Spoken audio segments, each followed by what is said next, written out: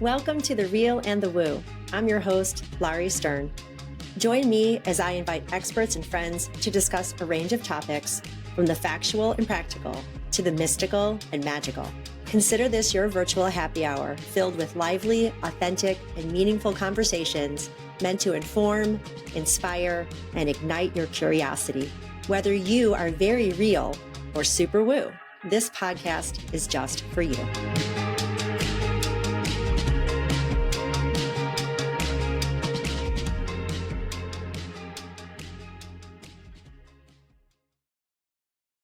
Welcome to The Real and the Woo. I'm your host, Lauri Stern, and today we're moving up to the Heart Chakra. It's been a minute since I've done a solo cast about one of the chakras, and I beat myself up, frankly, because when I started this show 2 years ago, it's hard to believe, I had decided to do a show every other Thursday, and mostly that worked out. And then I took summer off, and I'm probably going to do that again. And I have the luxury of having so many shows I can repurpose and reproduce for this summer if I do decide to take some time off. And this year, intentionally, I decided to do more solo casts. So you have heard me, seen me doing that. And one of my missions through this podcast, as you know, is to connect information I love and information I feel so strongly has value for everybody who has a body. And one of those things is the chakra system. So I've talked about this so much. I'm right now in the process of editing my first book, and the book will instruct and connect with women leaders on how to understand themselves from the inside out. What is all that about? What does that even mean? Well, understanding ourselves from the inside out is one of the purposes of my website and my business, Custom Designed Wellness, and of this podcast, The Real and the Woo. And how we connect with others has everything to do with how we are able or unable to connect to ourselves. And today's theme of the heart chakra is no accident in the way that I'm describing that connection, because the heart chakra is our fourth chakra, and it is the bridge and the connector between the lower three chakras that I've already discussed and the upper three chakras that will come later. And just like any bridge, we learn to first find it and then get across it. And some bridges, as we know, are really solid and stable. Some are really high off the ground, or some are just not that high off the ground. But bridges sometimes are hard to traverse, depending on if you're afraid of heights, depending on if the bridge is a little rickety. There's fear involved when we cross into the unknown. And that is also what happens with our heart chakra. Falling in love is one of our greatest joys, our birthrights. If we're lucky enough to fall in love one or a few times, it's risky. We put our hearts and ourselves out there. We place our tender hearts, our fearful and excited hearts, passionate hearts, horny hearts, whatever attracts you to somebody else.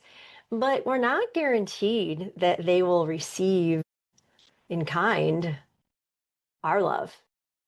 And so there's fear there. And especially if you've had your heart broken through relationships breaking up or someone that you love so much passing away, we get constricted and we shut down or close off this chakra. So, all right. So what is the heart chakra? First of all, the color is green.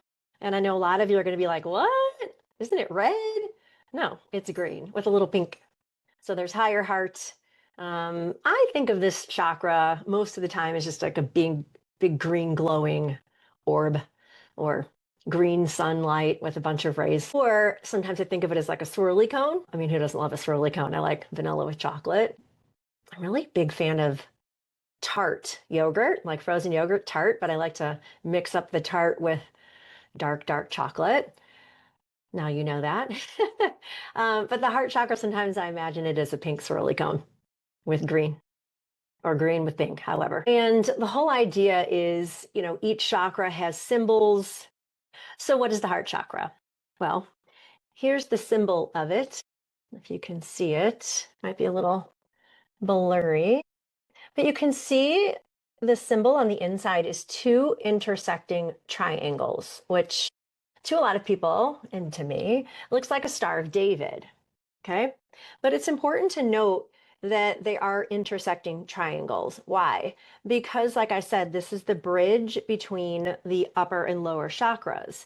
And so what happens is the top three chakras point down and connect at the heart, and the lower three chakras point up and connect at the heart. So isn't that just a beautiful, there's so many ways that these symbols, these sacred symbols, whether religious based or in this sense, the chakras, it all is from the flower of life, sacred geometry, symbols within symbols within symbols. So I just love all that. And as you know, each mandala, each lotus flower has a specific number of petals. The element of this chakra is air, and the affirmation is I love. So reminder, the root is I am, our sense of mattering, that color is red. My hashtag you matter comes from that. And then we move up to the sacral chakra, colors orange. And the affirmation statement there is I feel. So it's where our emotions reside, passions, sexuality, sensuality, creativity. And then when we move up to the solar plexus, the yellow sun, I talked about that. It's like your Freddy Krueger fireplace where you can make decisions or not. It's our seat of confidence and willpower. The affirmation statement for that chakra is I do. And then moving up to the heart, I love. And so it's right at the center of our chest. No surprise. What happens when you're in grief? What happens when your heart has been broken? You get that constriction, that sucking in of the chest. It's hard to take deep breaths when you're in grief or sorrow or fear, right? And so one of the ways I've talked about our bodies as a barometer of truth is just that. When I see a person sitting like this, there could be a number of reasons why someone sits in a slouch, shoulders rounded, chest sucked in. But one of the main intuitive hits I get about someone sitting like that is, wow, what's going on with their heart chakra? Like, why are they so constricted? Why are they so closed off? What has happened in their life that has created this imbalance, right? Whether they know it or not. So how we sit, how we stand, can we take deep breaths? So right in the center of our chest is our thoracic spine. It's where our lungs are. And so when we take these deep breaths, we are also expanding our ability to give and receive love. However, what is your definition of love? How were you raised to believe in it? Did your parents demonstrate it? How did they demonstrate it? So whether they stayed married or got divorced, I've talked about this. My parents got divorced. Because of my pecking order, I had pretty much the best deal that anybody could have, able to build relationships with both of my parents after they split. Before they split, the house was in chaos. Lots of anger and rage and fear and depression, yelling, screaming, crying, a lot of laughter. But my older siblings saw more of that and felt more of that, and then therefore had their chakras, their internal programming rewritten and adjusted for the lives they experienced, whereas my default settings are a little different just because of my pecking order in terms of love. So I might not have seen the definition of happy, happy marriage. What I saw was the definition of how love can be abused, how love or loving someone creates lies or deceit. But I also received a lot of love, unconditional love for sure from my mother, and conditional love for sure from my dad. So I had these two opposing views of love where I then got to choose along the way what was my own definition. So just because people stay together doesn't mean that their children aren't affected in a lot of the same ways that parents who get divorced affect their kids, So I'm not saying screw them up, because everybody does the best they can, right? If you've got kids, we all just do the best we can. Hopefully we're coachable. Hopefully we are able to say we're sorry when we make mistakes and realize that we're not perfect, nor is anyone, least of all our kids. And let's all just get along the best we can and demonstrate love how we may. But again, if you were raised in a home that lacked love, or let's say you watched too many Disney movies and you're still waiting for your Prince Charming to come galloping on the horse, because a lot of us grew up with those too, thinking, oh, that's true love, right? I'm going to go to sleep and someone's going to kiss me and I'm going to wake up as a princess and live happily ever after. So we grow up and we learn that's not real life. But if you don't even love yourself, first and foremost, then you will not be able to have a good picker. That's certainly true. How can you choose a life partner, or any partner really, for however long you're able to maintain a relationship if you lack self-love? It's just not going to work out very well. So how you show up in a relationship is really, really important. And how your heart chakra is balanced or imbalanced is really important for so many reasons, because of the way it connects all of the other chakras, right? So if your heart is constricted and closed off, then the flow of information and energy is as well. So you might be the most secure, stable person in your roots. You might really have wonderful things to express. Your emotions are balanced. You are creative and communicative in that way. You have a really easy way to express your sexuality and sensuality. But if your heart's constricted or blocked, you can't really demonstrate or receive the love you really want and deserve. And in that same way, if you're blocked in the center of your chest in this wheel, then how you express love and gratitude, how you express jealousy, frankly, or grief, which is also here, and then how you can be in love with your mind, your thoughts, your dreams, and listening and loving your intuition, and then connecting to your sense of spirit. So there's so many important aspects to this chakra that really do inform and connect with all the other ones. So if you're in balance here, then you love unconditionally. It's not I'll love you only if, it's I love you no matter what. So there's a difference. You can demonstrate compassion. You are able to make these love and heart space connections with others without fear or expectation. Again, conditionality. I love you, don't you love me, right? Let's just say I love you and have it be enough. It's hard for a lot of people. They really want it back. I mean, who wouldn't, right? But the idea is, are you okay with demonstrating love no matter what? So that's the big question here. This is where forgiveness resides, and trust in the self, trust in others. And listen, falling in love and entering into a relationship takes a lot of trust. Let's just call a spade a spade. You hope and expect the person on the other side of the table from you, on the other side of the bed from you, on the other side of the hug or the kiss that you're giving and receiving is trustworthy and able to demonstrate and receive and give love in a balanced way as well. So, we don't know anybody's baggage really until we get into a relationship. So let's just take care of the baggage that we know for sure, which is our own. Now, that's hard too. So it is a lot easier for a lot of us to quickly identify, with judgment, most likely, how anybody else walking around is messed up or screwed up. Oh, that person doesn't have great self-esteem, or that person is acting on bravado, or that person's full of shit, or this person, whatever it is. A lot of us have no trouble seeing the wounds and the issues in others And when we take a turn and shine a light on ourselves, we're like, oh, no, I'm fine, I'm perfect. Or I don't want to look in that mirror because it's too scary and I'm going to get triggered and a lot of stuff's going to come up. Does it mean the stuff isn't within you? Absolutely the fuck not. It means you are bypassing the hard work and the valuable work. And it's sometimes really fun to figure yourself out. And it is aggravating and humbling also.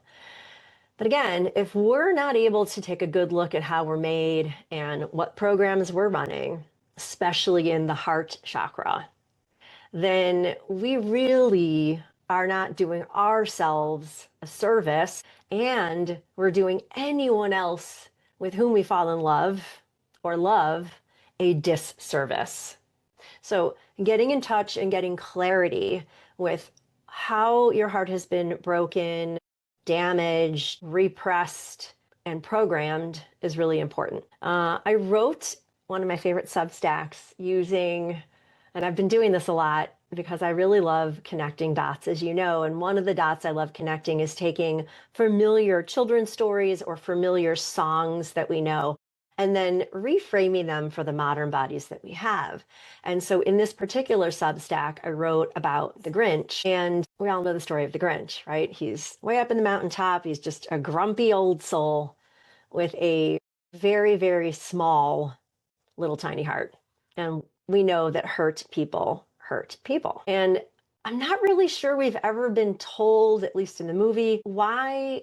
And I'm talking about the original movie, like Chuck Jones animation. There's no better animation. You know, you can look at the live action wackadoo Jim Carrey one, but give me the cartoon any day. There's just no better one, in my opinion. Boris Karloff's voice, you're a mean one, Mr. Grinch. So the Grinch, we don't know why he's hating on the Who's so much, but we just know that that's where the story begins. And he just wants to destroy their Christmas.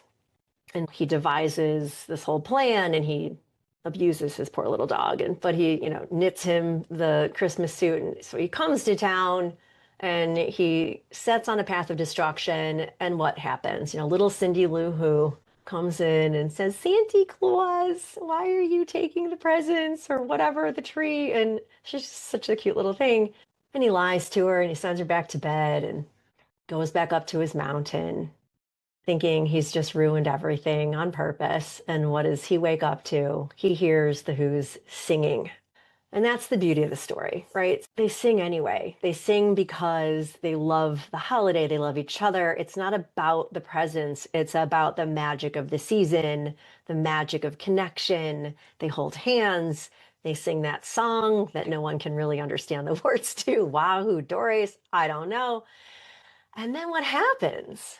Well, the Grinch's heart grows. What's interesting is the Grinch himself is green. He's green with envy. He's green with jealousy.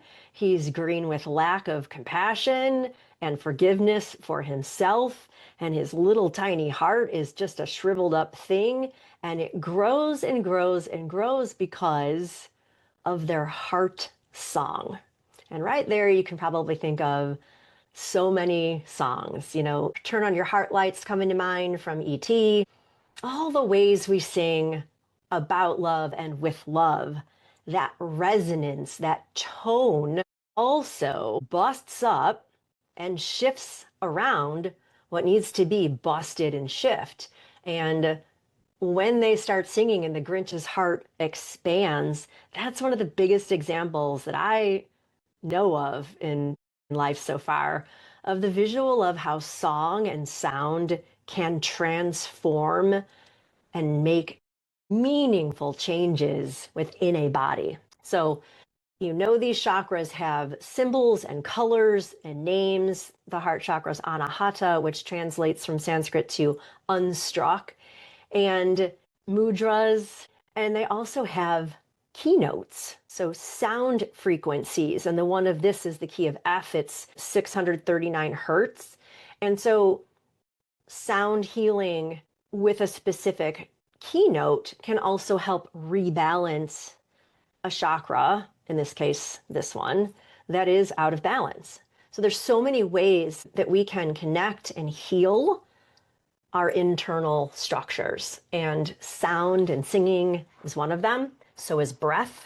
That's why I love that the element of this is air. I've already discussed that it sits at the center of the chest and has everything to do with our thoracic spine and where we can take deep breaths, and we're meant to, because scientifically, deep breathing also calms the body and the mind and creates a more expansive avenue for giving and receiving love. So when you're opening up these channels of communication, not just with your voice, but with your energetics, then you are more open to experiencing life in the way that we're meant to, which is a life full of love, both directions. Okay. And so another piece that I wrote about this is also something I devised, and it came to me like so many things do while I'm doing other things. So I've talked a lot about how I learn as a doer. I can also learn by sitting, but I don't prefer it. And so a lot of times when I'm on my elliptical or I'm walking, running, riding my bike, in yoga, whatever, doing the dishes, taking a shower, I'll get a download. And it was a couple summers ago, I was on my bike and this whole image came to me, and I wrote about it, of how we get so revved up in our minds. And it connected to, summer concerts and DJs, specifically EDM music, right? So the DJ at one of those concerts, they pump up, they rev up the crowd, right? And they call it, the beat dropping. And what happens when the beat drops is, you're all getting revved up, and it's like a person with too many thoughts. You're getting revved up, stressed out, whatever it is. You're on the hamster wheel, or you're choosing to be at a concert and you're choosing to get all excited. And then when the DJ drops that beat, everyone's doing the same thing, which of course means we're in flow. There's ease now. So you've spent all this time getting revved up and churned up and stressed or overthinking, and you're revved up and churned up in your mind. How do you get off the hamster wheel is what I call the heart drop.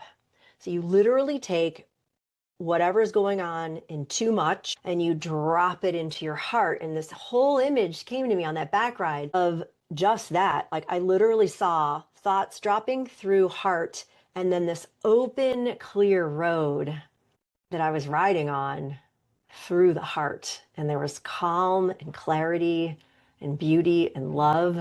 I could breathe. And it just really connected to all the joy we feel when we're dancing and all the joy we feel when we're in community doing the same thing, but then all the joy when we're in flow and we're all doing the same thing.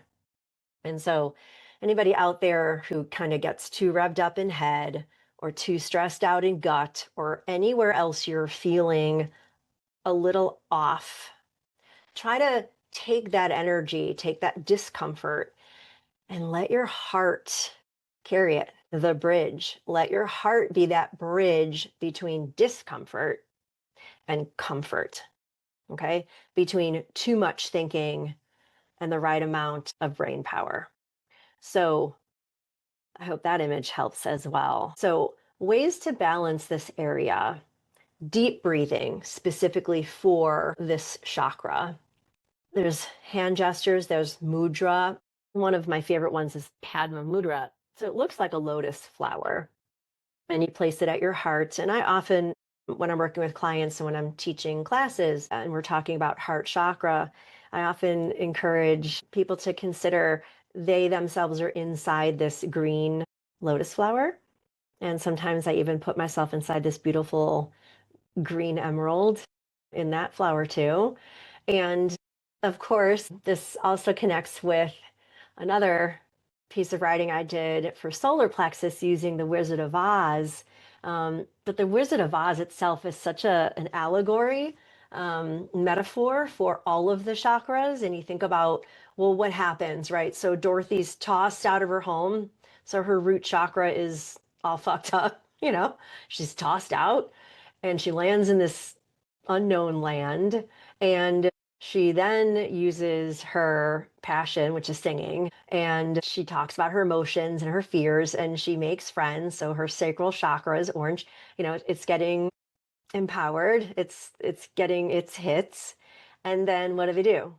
they take a yellow brick road. So the action is to get to the Emerald City. Well, you can't get anywhere without doing something. So they make decisions from their solar plexus, their third chakra, to go down the yellow brick road. And I wrote the Substack, the road's yellow for a reason. But when they get to the Emerald City, what happens? It's magical. They're in love with the city. They learn to love themselves more deeply, love each other more deeply. And then what happens is they meet the wizard and now they constrict. There's their heart's broken. They thought this man was a wizard and he's just a human. And so the story takes a little bit of a turn, but then, again, through her voice and more singing and communicating, there's no place like home. She's imagining going home. Crystal ball comes. She's connecting to something she cannot see, source, magic, fairy godmother stuff. And then she gets home. But the idea is the color green is all about love. And so you can go back and look at the movie with a whole other lens, like I do, and really learn more about yourself when you consider taking those looks from a new lens or perspective. Okay, so let's talk about people we know who have trouble here. Obviously, people who hate themselves are not going to find it too easy to love others. Conditionality is the hardest nut to crack here because it is not easy, and nor is it fun to give all of your love and not feel like you're getting something in return. But when we truly can give love for the sake of expressing it, because holding back only makes us feel worse. When we can truly just give love without expecting anything in return, then we're golden. If, however, we give love, and it can look like a lot of different things, it can actually be words saying, I love you, looking somebody in the eye, I love you so much.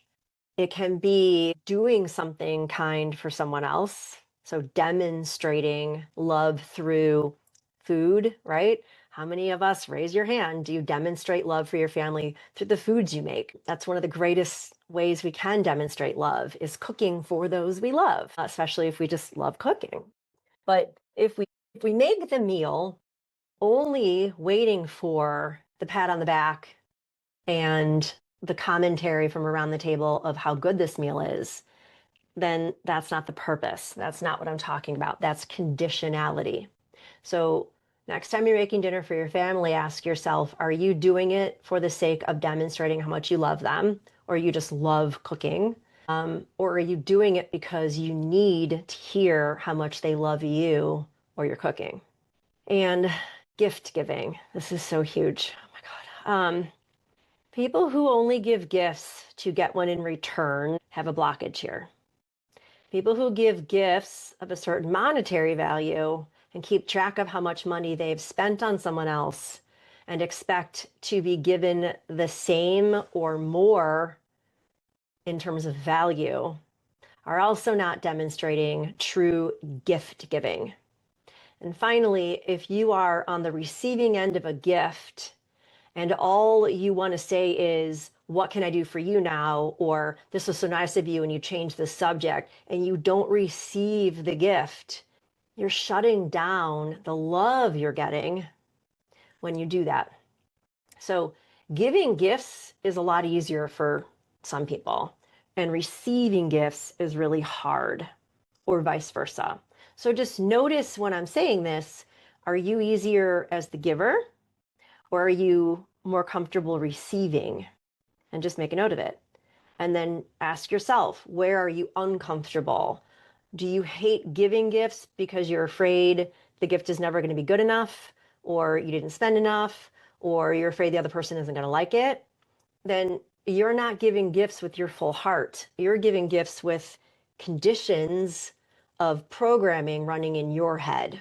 And in the same way, when you receive a gift from someone, and a gift can be, you guys, a compliment. This is a huge one too.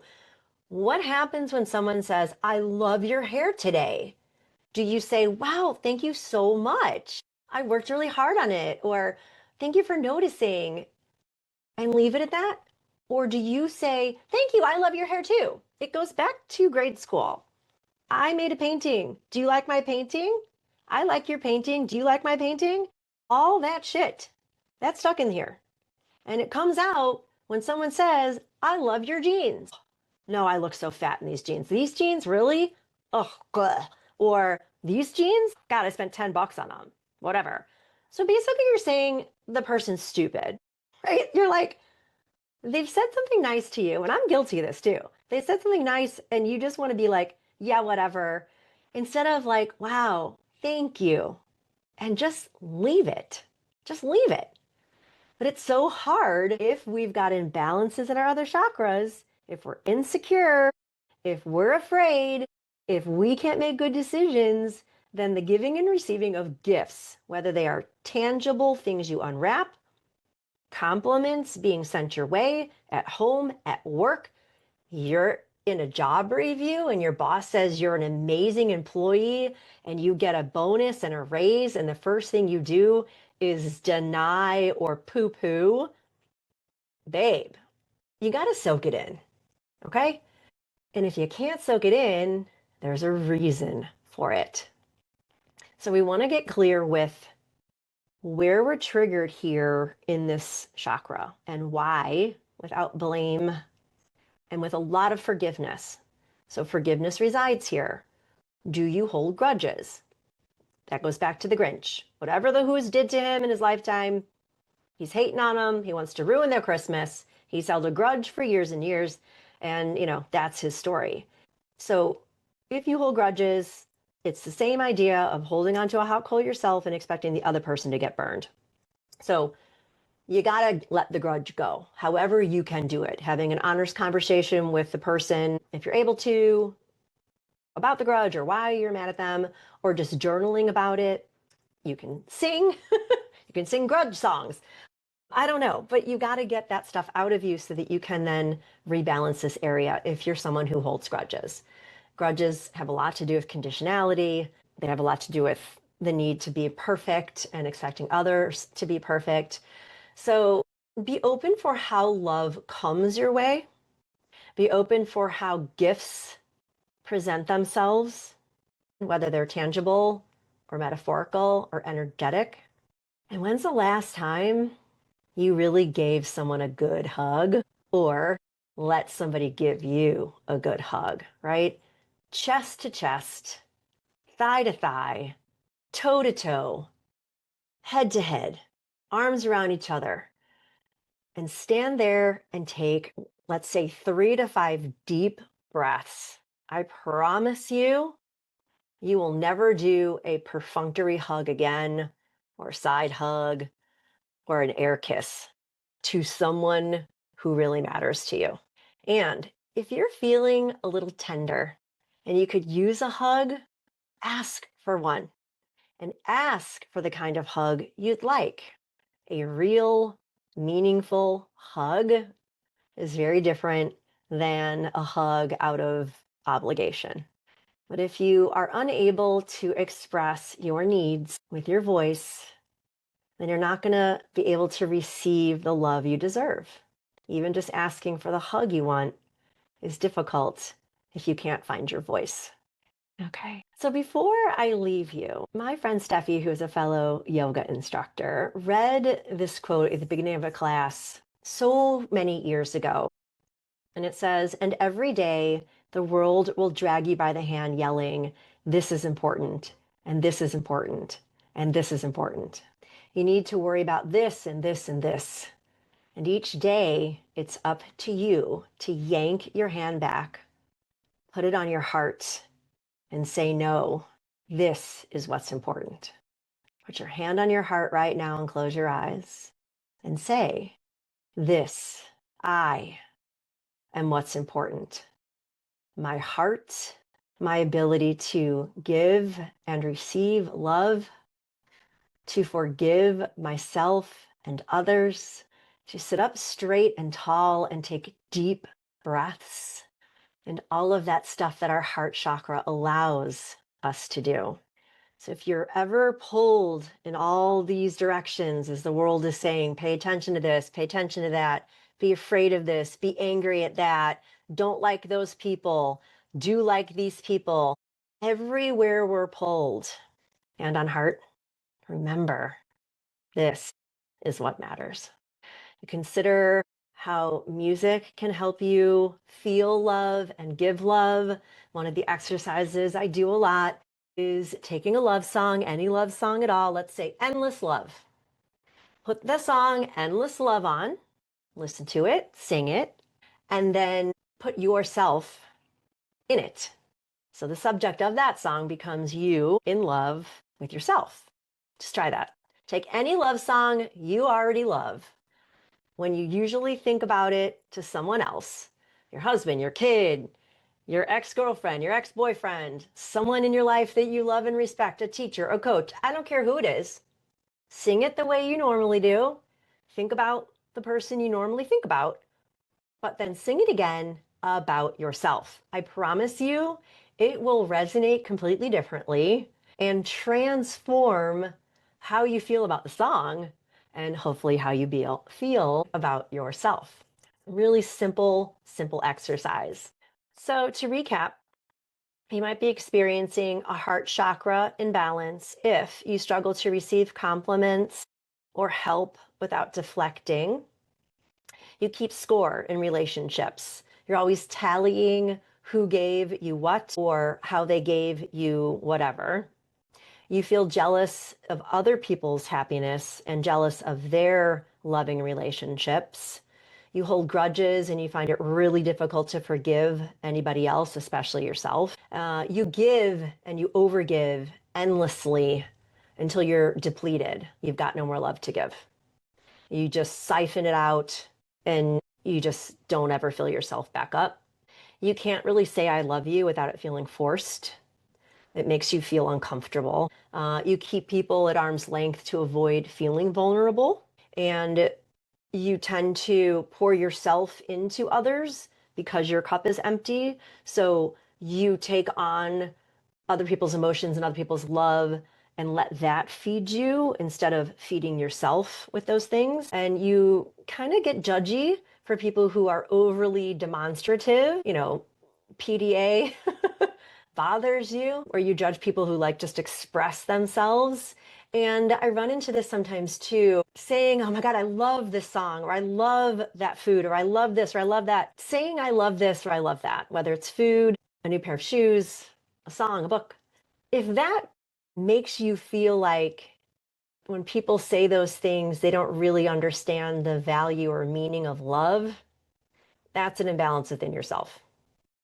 Because there's lots of different ways we can say love and feel love for things or people. And if you have trouble discerning the difference between someone who says they love you and that same person saying they love this hot dog, again, that's something going on within you, right? Because remember, what people say is their karma, how you interpret it, how you interpret the words and the love of others is all about yours and where you're out of balance. So I'm just going to give you a couple of additional ways to rebalance your heart chakra. I already gave you the heart drop image. I gave you an idea of finding some familiar love songs and singing them to yourself. And I want you to practice hand on heart breathing, whether it's just one hand at your heart, maybe one hand at your belly, or you can come into this Padma lotus and put yourself in the middle of it, or just imagine a green lotus flower at your heart. And one other thing that you could do that might be really difficult, but really valuable is practice receiving without reciprocating. Take it in, soak it in, and leave it. Whether it's a compliment, whether it's a physical, tangible gift, whatever it is, receive it and leave it. Let it sink in, let it soak in.